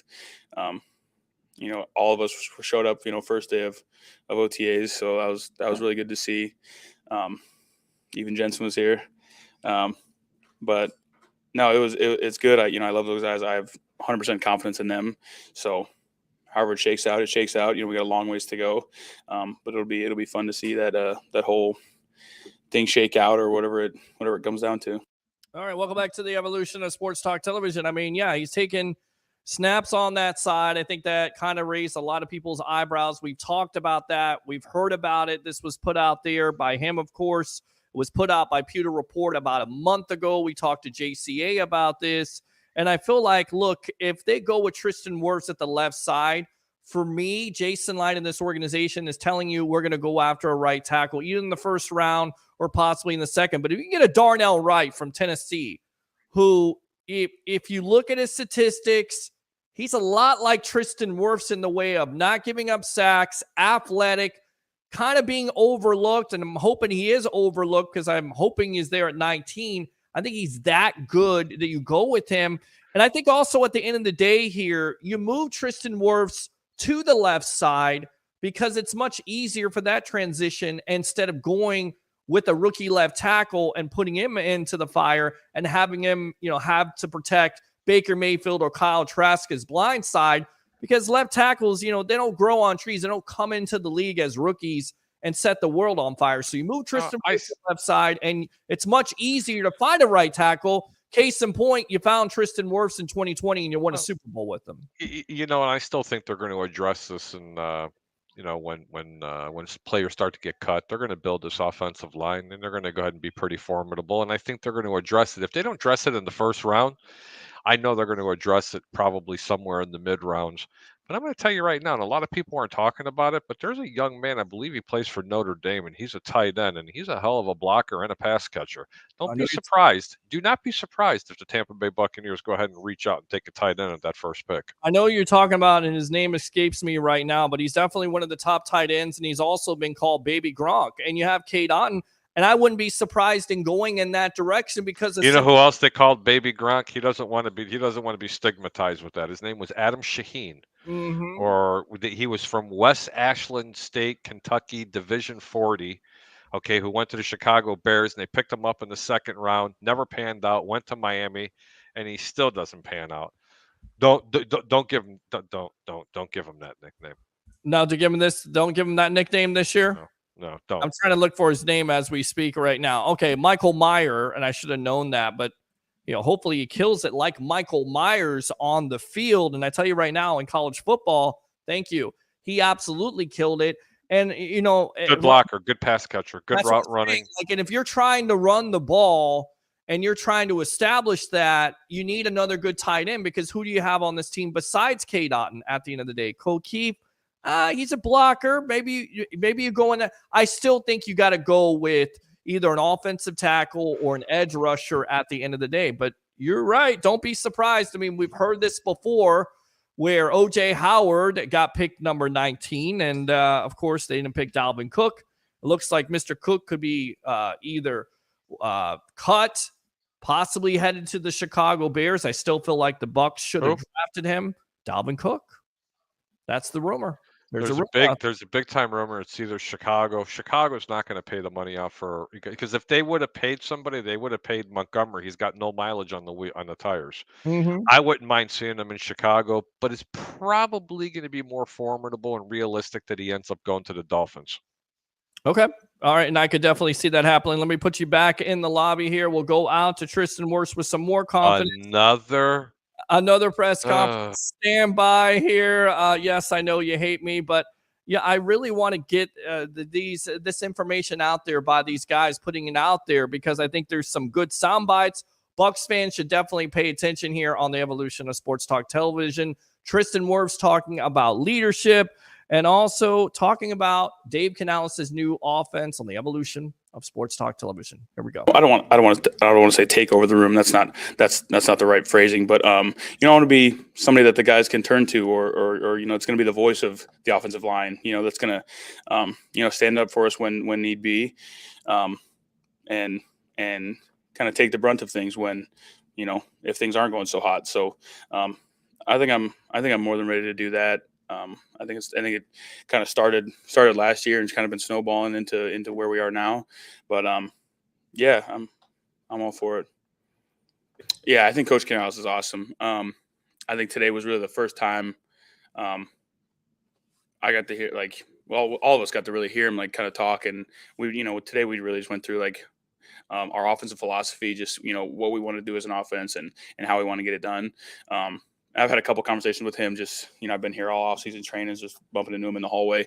But I think he's awesome. I think it's gonna be great. I'm really excited, and I know all the O-lines are really excited to get cracking on the playbook. Especially, I think all offensive linemen want to run the ball, and when a guy comes in and says, "This is what we're gonna do. This is gonna be our identity," and we're gonna base things off of the run game, and get our explosives off of that and tie everything up. So it's gonna be good. I'm excited. Just we got like a little taste of it today, So I don't even know anything, and I'm so excited. I just saw the philosophy thing, and I was ready to go. So yeah, watching them and playing against them. So, but no, I'm excited. All right, there you go. He's excited. Harry the Greek, I know you're excited because it's what you talked about, my friend. I'm going to pat you on the back and give you kudos. Let me go ahead and in the middle. Full screen right there. My buddy right here, Harry the Greek, has been talking about ad nauseum where my hair keeps on turning gray of how this team needed a running game. They needed to have the mindset of running the ball. And now you hear from Tristan Wirfs how he's talking about it, how he's excited, doesn't even know the whole playbook. But it's just he doesn't even have a playbook, and he's excited because he knows he's going to get to be able to knock people on their ass. And Peter, I'm going to let you get back to the compliments because everybody knows how much I love me. Oh, I know you do, and that's because in the words of Terrell Owens, I love me some me. Well, this is the reason why you're my co-host in the first place, and this is why we go back and forth. This is where the Bucs made a mistake on getting rid of Donovan Smith. Well, I don't think so. Because Donovan Smith, let me explain this to you, is an extraordinary run blocker. He really is. Okay. His pass protection skills he lacked in a little bit. But you know what? It wouldn't have been as exposed as much had they ran the ball a lot more. Trust me on this when I tell you. Okay. That's a good point. Yes. And Donovan Smith, I hope you go to Chicago because I'm going to show you what a left tackle is supposed to look like when you run the football 2/3 of the time, because I'm telling you, it is going to be something to see. Tampa's offensive line just got fixed by changing the philosophy of the offense. And I just love the excitement that Tristan Wirfs is showing. One more comment here from Tristan Wirfs. I want you to pay attention to this, Bucs fans, because he says something at the end, a gift and a curse of how guys didn't necessarily buy into culture. Just stand by. You're going to really like these comments. Stand by. Harry the Greek from Tristan Wirfs. Really great comments here on the evolution of Sports Talk Television. Pay attention to the last of it. Yeah. No, it'll definitely be fun kind of to get back to kind of what I came from almost, and from the small glimpse of what we saw today, there's going to be a lot of, of good stretch, and then kind of just, I don't want trickery isn't the right word, but it's just, I think it's very offensive line friendly. I think that's a good way to put it. it'll be really, really nice for us. And I don't know. I think it'll just help us out a lot, Yeah. I think you could say, if you want to say we have a chip, or if people want to think, have a chip on our shoulder, then that's fine. That's not how I think of it. Like, yeah, we won the South, but it wasn't much to it, really. So I think we want to kind of, what we're going to do this year is establish a good culture and kind of let that breed itself. We wanted to kind of infect the whole team and everyone to be on the same page, and us to be, a unit. And, we got a new thing up on the board that says attitude breeds responsibility. And I don't know. I think that kind of speaks for itself. It's, you're not, responsibility isn't just going to come. I don't know. You guys heard me say it so many times. Like, there's two things you can control: attitude and effort. I've been saying it for 3 years. So I think if everyone kind of buys into that, it's going to be really good. I think it is in a certain way. I feel like winning the Super Bowl was kind of like a blessing and a curse at the same time. I feel like it united some groups of people or some guys, and it kind of made individuals. And I feel like it does that everywhere, So we want everyone to be together, and everyone to be like, yeah, we've done this, that we did that with this group of people in this year. That's in the past. We're here now. But we know what it takes. You know what I'm saying? So for us to get everyone on that same page of knowing what it takes to get that done, but not letting there be any individuals, is everyone with one goal, one collective in mind, all working for the same thing. Interesting. Very interesting. And I tell you, I wonder who he was talking about when he said it showed some people, showed some groups of people on this team. We can speculate all day long. You know what my mind is thinking. I know where I'm not going there. No, I know Don't where even you're want to going go with there. it. And he didn't want to be here. Well, he even mentioned Tom Brady today. He said that Tom can't run, which we know. And he feels like both of these quarterbacks at the end of the day are also going to give you some options. And he seemed excited about this offense being outside zone, because that's some of the stuff that he ran in Iowa. And it seems like they're going to do possibly some RPOs because of the mobility. It's going to be a very, very generic, very vanilla, with a couple of twists in there, and very predictable offense. The difference is when you have the horses, you know it's coming, and you still can't stop it. You can't stop it. And then when you sprinkle in a Godwin and an Evans, because all of a sudden you're going to put the ball into the running back's belly, and you pull it back, and both safeties and corners bit, and all of a sudden Godwin and Evans are 10 yards deep past their corners. Bro, let me tell you something. That's when you're going to say, Greek, you were right. Well, I've been saying you're right. And Rashard White was also interviewed today. She says, for me, and I'm sorry I didn't get a chance to get that sound. We'll get it some other time. For me, it's a blessing to be able to have an opportunity. I think that's how you go about things, to be RB1.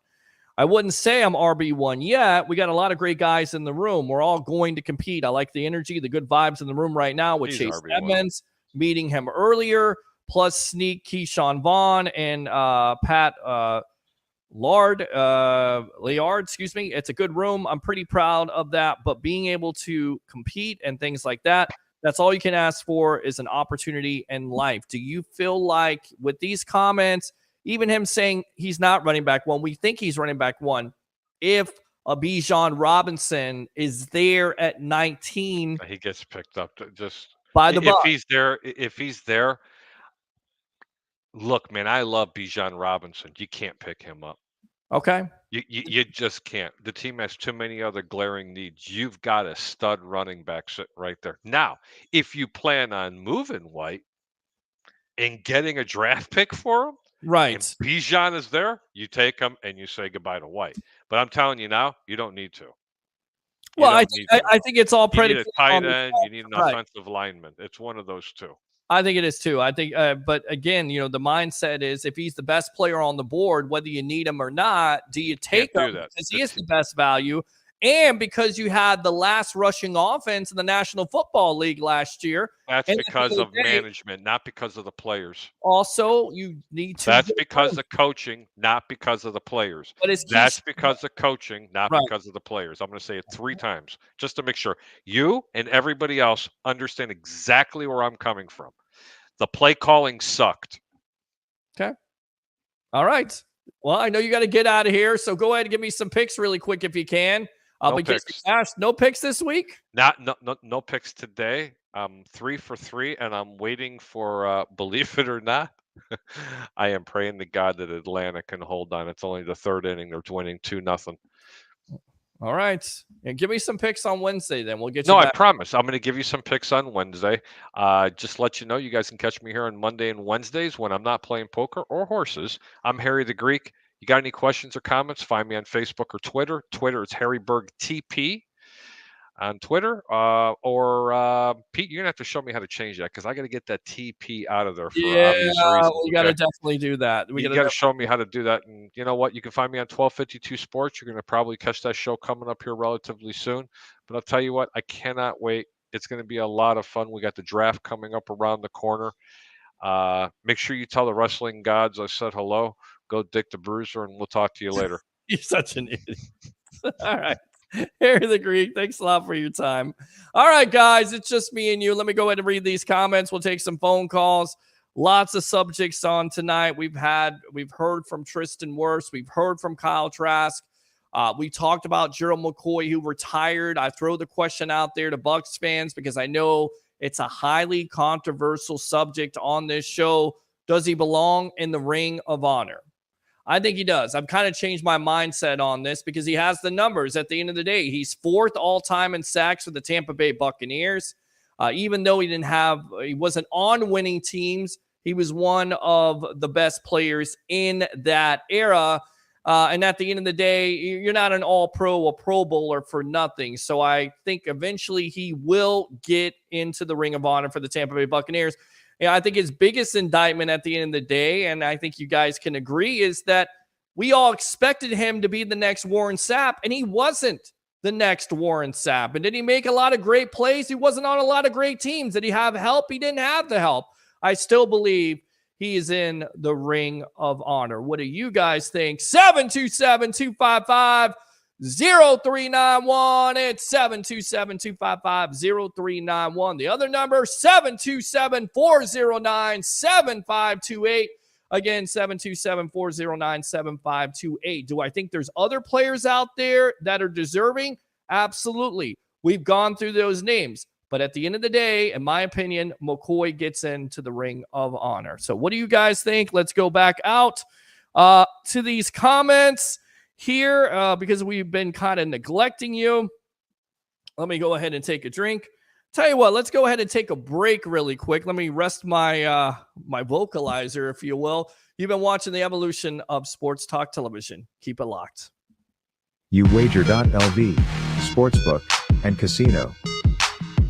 Sign up today at uwager.lv, the premier online sportsbook, taking wagers since 1998. The most player-friendly lines, weekly juice specials, and a true dime line in MLB. Unique casino platforms with thousands of games. Play poker, high stakes, low stakes, or tournament play. uwager.lv, what we offer. Free same-day payouts. Customer service and wagering support, 24/7, year-round. Free monthly rebates on your action and daily casino rebates. Contests, free bets, best bonuses, and giveaways. Generous referral program. Get an 80% free play bonus on your first deposit, up to $1,000. Sign up today, and use promo code SPORTSWEB. Remember, you can't win if you don't play. All right, you can't win if you don't play. It's uwager.lv if you're betting on the NBA playoffs, Major League Baseball, the NHL playoffs on tomorrow. If you're betting on your Tampa Bay Lightning, uwager.lv. Again, promo code SPORTSWEB, promo code SportsWeb. Open phone line 727-255-0391. It's 727-255-0391. Again, 727-409-7528. Again, 727-409-7528. I threw this question out there. Where do you guys want to go for the NFL draft? Tampa Bay locally. Where do you want us to bring the evolution of sports talk television to? Where we break down round by round coverage. The first round on Thursday night. Friday night, the second and third round. Saturday, 4 through 7. Where do you want to go on draft night? Put the comments in there. Suggested I'm going to make a reel out of this. I want to know where you want the evolution of sports talk television to go, where it's fan interactive, where we get fans on, because I have a lot of great ideas, but I want your help on this. I want to know, where do you want the sports web to go in the Tampa Bay area? Definitely get back to me on that. Now, let's go back out to the comments. Baker Mayfield is Jameis Winston, a white Jameis Winston. Roger says, I agree with you, Troy. Dave says, Peter, stop the Gator hate. Trask is a Buck. I know he's a Buck. I've never said anything against him. I just have my doubts. That's all I'm saying. Now, going back out to him, what he had to say, other things he had to say here. I guarantee you the job won't be won if I'm thinking about the outside things and different types of narratives. That's not going to translate to success on the football field. I need to narrow my focus, do my best to put the team in the most successful position possible. And at the end of the day, just have fun and lift the ones around you, because I think when you do that, it ties the whole thing together and everybody plays better. So good stuff from Kyle Trask there. Like I said, I'm going to give him a chance. We're going to see what happens, but I have my doubts, but we'll see. Maybe he is the starting quarterback of your Tampa Bay Buccaneers in 2023. What do you think? 727-255-0391. It's 727-255-0391. I don't think that's Gator hate. I'm just not a Gator homer like you, Dave. That's what it comes down to, buddy. That's what it comes down to. You know, I'm not anointing him the next coming of a franchise quarterback, because we all know, watching this organization trying to develop a young quarterback, it doesn't always work out. So I have my doubts, especially somebody who wasn't able to pick up a playbook in the last 2 years, whether it was Brady or not. He wasn't able to beat out Blaine Gabbert. We've been through these narratives before and these points. That's why Pete is buying your steak dinner. Well, again, Roger, the bet is on the table. You're taking it. You're buying me wings. You're buying me a steak dinner. If Anthony Richardson goes in the top 10, if he comes out, if he drops out of the top 10, then I'm buying you wings and a steak dinner. If Trask had played for FSU, you would be promoting Trask. Not necessarily. I was very critical of Jameis Winston and the turnover problems. In fact, Dave, you know this all too well. I would get on this show for 2 to 3 hours to defend him, but also when he didn't play well, we would also be critical of him on the sports web. So whether they're Gators or Hurricanes or whatever, yes, they are Tampa Bay Buccaneers. I am going to be critical. There's just not a body of work there for Kyle Trask. There's just not. I don't know how everybody's just sold on this hook, line, and sinker. You know, I'm just not. I'm sorry to tell you that. Roger says we bet wings. We did. KR says evening guys. Roger again. He's faster than Godwin and Evans. Amazing. Christopher Cole, fastest family. Harry ran. Harry did run. Well, bro, Harry has jokes all day long. Troy again. Great interview, better. Thank you very much. Appreciate it. Yeah. Troy says the only time Roger runs is when he's trying to get to the dessert table at the Chinese buffet. That is actually a very good comment. And it's very true, too. There you go, Roger. We love Mr. Williams. Such a soothing and calming voice. This guy sucks. I love Mr. Williams. Leave Mr. Williams alone. Troy, at least I can afford to go to the Chinese or the China buffet. Okay. We're not going to go there with that. This guy, Mr. Williams, come on now. Let's not talk about the callers here, Roger, because your calls aren't always the greatest. And by the way, Troy, you don't even ever call the show. So stop with the nonsense. Come on. out to KR, shaking my head, Mr. Williams. Mr. Williams was on one tonight. Gators suck, says Roger. Christopher Cole, Wirfs had some interesting comments about the team. He did. You caught on that. I caught on to that. And, I'll go back to it, and I think this kind of describes what the Bucs are going to be in 2023. Attitude breeds responsibility. Attitude breeds responsibility. And they're talking about culture change. They're talking about players being individuals instead of teammates. He put it out there. It wasn't me. It wasn't Harry. It wasn't Tampa Bay. Ray Kennedy, best of the Bay. That was Tristan Wirfs. That's one of your offensive captains putting that out there. So what do you think about that, Bucs fans? I thought that was interesting in itself. Carl says, speaking of Wirfs, what is everyone's thoughts of him moving to the other side? I think it's the right move to make, Carl. I do. And I know there's a lot of people who disagree with me on this, but it is much easier to find a right tackle as a rookie, because we saw that with Tristan Wirfs in 2020, than to find a rookie left tackle. Or who knows, maybe they don't even go with drafting a right tackle.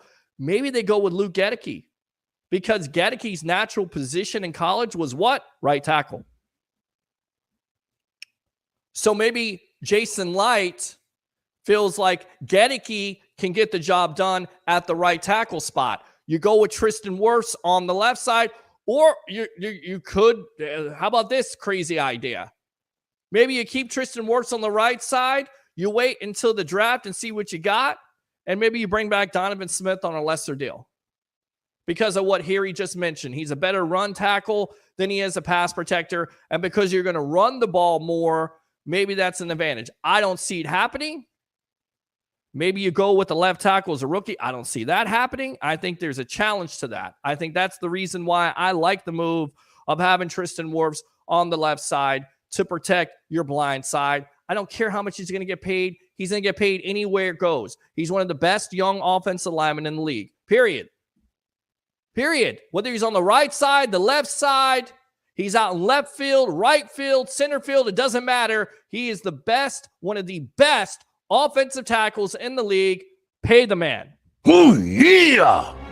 It's not my money.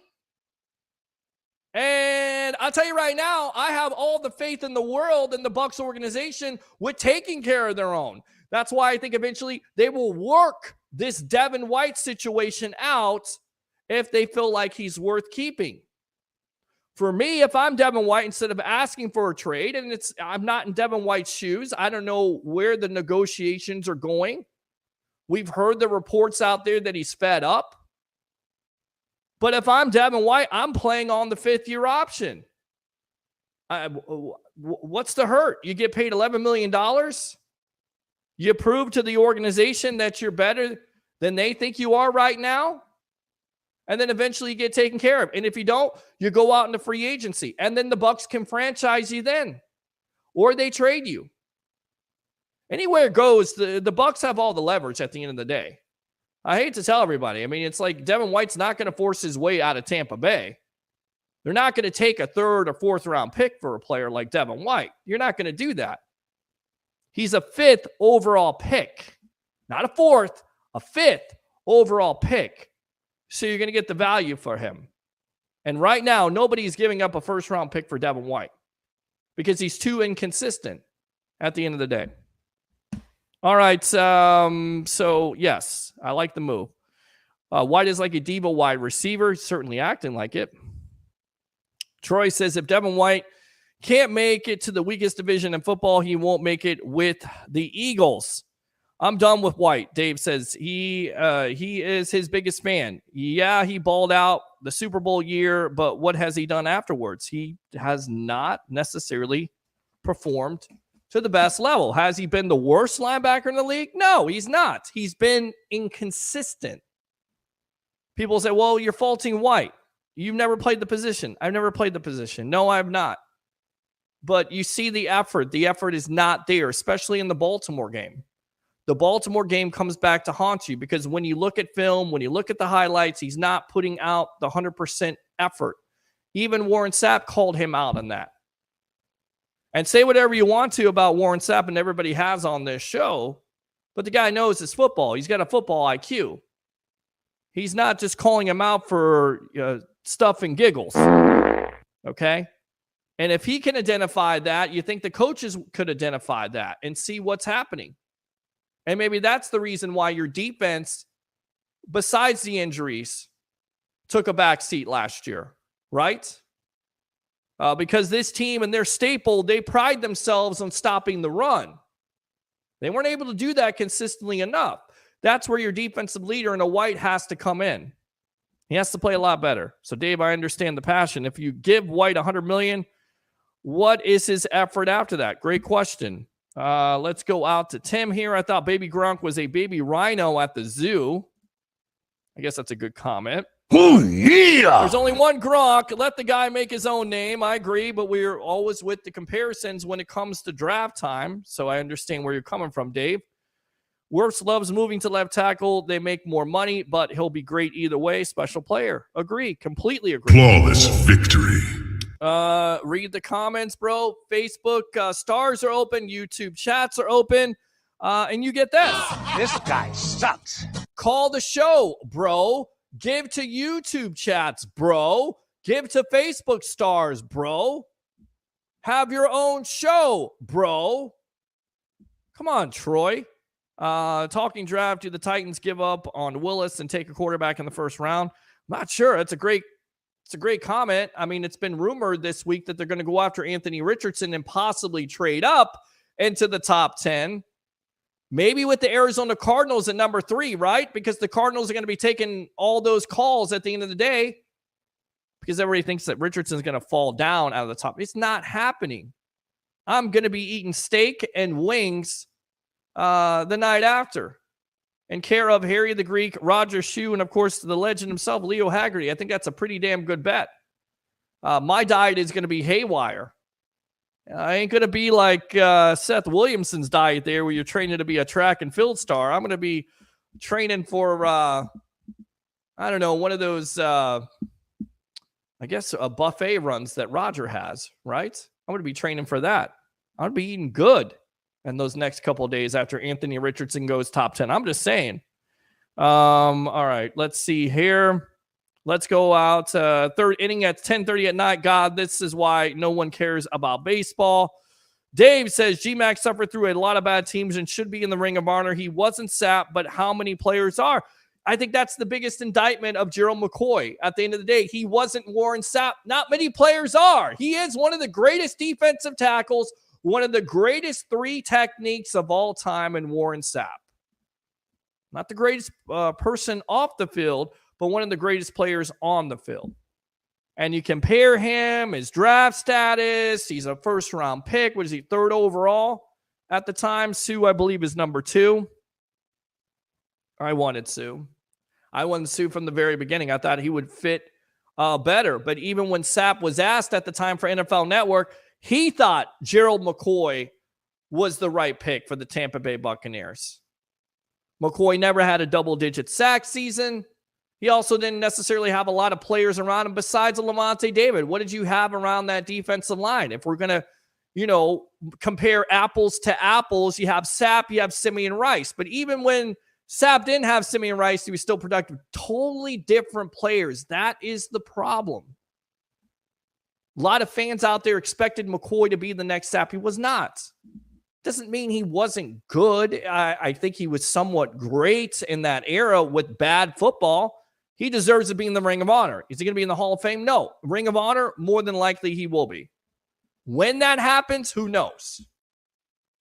No, I know there's a lot of people out there who don't necessarily agree with me, and I want to hear from you tonight here on The Evolution. 727-255-0391. It's 727-255-0391. Again, the other number, 727-409-7528. Again, 727-409-7528. KR says, Wirfs becoming a leader before our eyes. Looks like Brady left a mark on this team with his leadership. We talked about that, right? When Brady left the team, what would be the end result? We heard throughout the years when Brady was here for the 3 years that hopefully it would rub off on this organization. We shall see. We talked about and I want to go back to those Tristan Wirfs comments because I think they're very telling. And in case you didn't get a chance to catch them, let's go back to them. Let's hear what he has to say about team culture. Let's hear what he has to say about the new offense on the evolution of sports talk television. Here we go.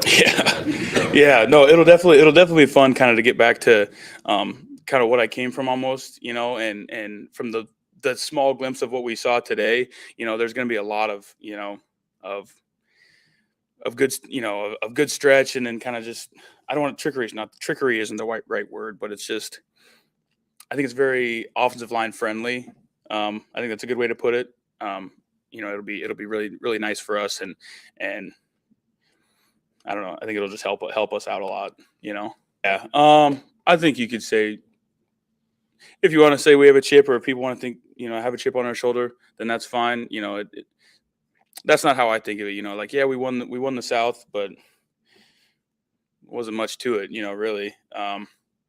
So I think we want to kind of, what we're going to do this year is establish a good culture and kind of let that breed itself. We wanted to kind of infect the whole team and everyone to be on the same page and us to be, a unit. And, we got a new thing up on the board that says attitude breeds responsibility. And I don't know. I think that kind of speaks for itself. It's, responsibility isn't just going to come. I don't know. You guys heard me say it so many times. Like, there's two things you can control: attitude and effort. I've been saying it for 3 years. So I think if everyone kind of buys into that, it's going to be really good. I think it is in a certain way. I feel like winning the Super Bowl was kind of like a blessing and a curse at the same time. I feel like it united some groups of people or some guys, and it kind of made individuals. And I feel like it does that everywhere,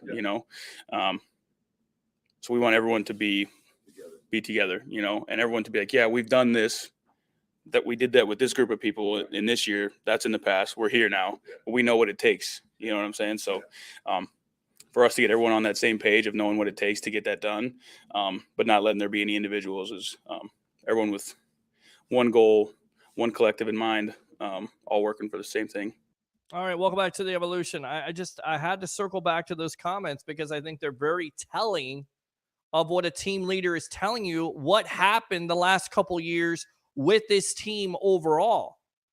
How some guys, after they won the Super Bowl, which kind of echoes what Todd Bowles was saying in the first place, that some guys are still living off Super Bowl 55. And that's not a good thing. And again, that's your team leader saying that. A gift and a curse. I thought it's very, very telling today from Tristan Wirfs. I like when guys are honest. I like when they give you a good soundbite. They give you something that you least expect. I also like how he talked about the new offense. He's excited about it, doesn't really know about it, but some of the same principles that he was able to have in his toolbox, if you will, at Iowa with, the zone, outside zone, talking about the run game, talking about how the offense is going to be predicated off the run game, talking about how explosive plays. Didn't say trickery. He said it's going to be predicated off of that. So I thought that was interesting also. All right, so let's go out to Christopher Cole. Your everyday person would love to have 11 million or 1/3 of that. I think a lot of people, Christopher Cole, would love to have that. Yeah. Let's go out to Tim. I think this is on I Love St. Pete. I don't think McCoy will make the Ring of Honor based on his disrespect for the team when he left. He left for the Carolina Panthers. I get what you're saying. I understand it. He joined the Panthers in 2019, had 5 sacks in his lone season in Carolina. He also joined the Cowboys and the Raiders, but for his career, started 139 of 140 games, played and finished with 59.5 sacks, 5 forced fumbles, with 4 recoveries, 24 pass deflections, and 334 tackles. So it's not like he's a bum. Now, I think a lot of people would say, what can you remember from his career with him making a big play in big games? And to that point, there's guys that are in the Ring of Honor who you can't necessarily remember made big plays also. I think that's It's just tough for me because I was so against it. And then you start to think about it. And then the Bucs are saying, thank you. To me, I think that's moot at this point. I definitely think they are going to put him in the Ring of Honor. I don't think he disrespected. It's just the business of the game. You know, you want to say Warren Sapp disrespected the Bucs. No, the Bucs didn't want to pay him. He got more money from the Raiders. He moved on. Same thing. Bucs cut him. They didn't think he fit the defense. They thought Ndamukong Suh fit better. They were correct. And it worked out in the long run with the Super Bowl run, with winning a Super Bowl. Could you have done that with Gerald McCoy? I don't know. I don't think he fits. And I don't think McCoy disrespected them. He went to Carolina. They're willing to pay him. You know, all the other stuff. He was a Buccaneer for the majority of his career. That's why it's so special for the Bucs to re-sign a Levante David and for him, hopefully, to stay his entire career with the Bucs. There's something special about that. Rondé Barber staying his entire career with one organization. That's special. Derek Brooks, same thing. Staying the entire career. You don't see that these days because it is the business of football. It is the business of sports. Teams are willing to let you go because they want to save money and they have a younger option.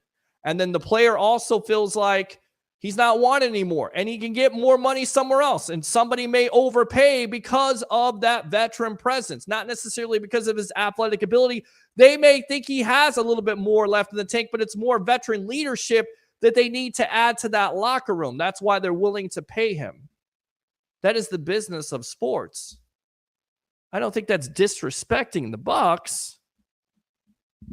Tim, I understand where you're coming from. I know there's an emotional attachment, and I think fans should have an emotional attachment. Anybody saying you shouldn't have an emotional attachment, you are the ones that make sports talk shows like this viable. You are the ones that watch the games and watch the storylines and buy the jerseys and buy the concessions and buy the tickets, and you are the ones that make this go round and round. So for a player or for a media member to sit there and say fans should not be emotionally invested, that's wrong. You're emotionally invested because you're told to be emotionally invested. You're conditioned to be emotionally invested. So players, media members, don't come back at fans and say, well, you shouldn't feel like this. That's how they felt at the time. I understand where Tim's coming from. I get you, Tim. Let's go out to Dave here. Got to go to work in the AM. Love the show. Keep it up. Go Bucs. Love it, man. Appreciate you.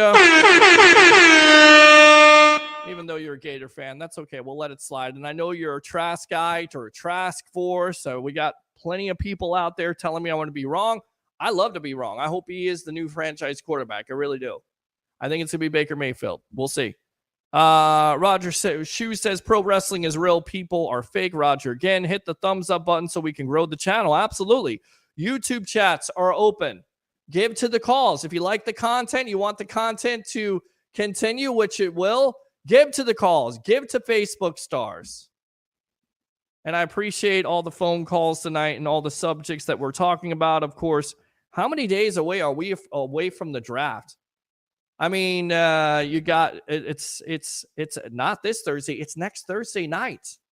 Next Thursday night, April 27th. What are the Tampa Bay Buccaneers going to do at number 19? What are they going to do in the second round? Are they going to trade up? Are they going to trade down? Who's going number one overall? Who knows at this point? Is it going to be C.J. Stroud? What are the Carolina Panthers going to do? I mean, there's so much intrigue coming into this draft. You don't even have to be a Bucs fan. What are the Carolina Panthers going to do? What are the Atlanta Falcons going to do? What are the hated New Orleans Saints going to do? Most likely not draft a quarterback, but you never know. They may draft the future, although you sign a contract with Derek Carr a couple years. I don't see that happening. But lots of intrigue. And it always starts and ends with quarterbacks. How many quarterbacks are going to go in the first round? Is it going to be 4? Is it going to be 5? Is it going to be 6? I don't think it's going to be 6. I mean, the names that you're hearing about, C.J. Stroud, Bryce Young, Anthony Richardson, Will Levis, Hendon Hooker. There you go. Look at that. Right there, Roger Shoe, $10, Traskamania running wild, brother. All right, brother. Well, appreciate it. Let me go ahead and give you a raise horn. I know you like that. Thank you very much. Appreciate it. He is the moderator of the show. Again, Facebook stars are available. We do this because we love to do it, but we also do it because we like to definitely see some resources from it. We appreciate you tuning in here on the Evolution of Sports Talk Television. Thanks a lot to all the guests. And, of course, my co-host, Mr. Harry the Greek, professional handicapper extraordinaire of 1252 Chicago Sports. And, of course, the Williamson family, Dwight, the father, of course, Seth Flash, the fastest 6-year-old you've ever seen in your life, or not seen because he's so fast. And, of course, the daughter there, Soraya. Thanks a lot. And, of course, all the phone calls, as always. Like and subscribe to the Sports Web on YouTube. Like I Love St. Pete. Over 120,000 following they got right now. It's amazing to be a part of that platform. The Hub, over 30,000. Of course, Amped Up Sports with the legend Leo Haggerty. We'll be back on Wednesday night on the Sports Web. Do 3 things on this Money Monday mock draft, whatever you want to call the Evolution of Sports Talk Television. Bring your passion, bring your excitement. Just don't bring any nonsense. I'm your host, Peter Blake, your Rolex reporter. What time is it? It's my time. Bucs fans, Rays fans, and of course the Tampa Bay Lightning tomorrow night. And fans of the Sports Web, it's your time. Have a great night.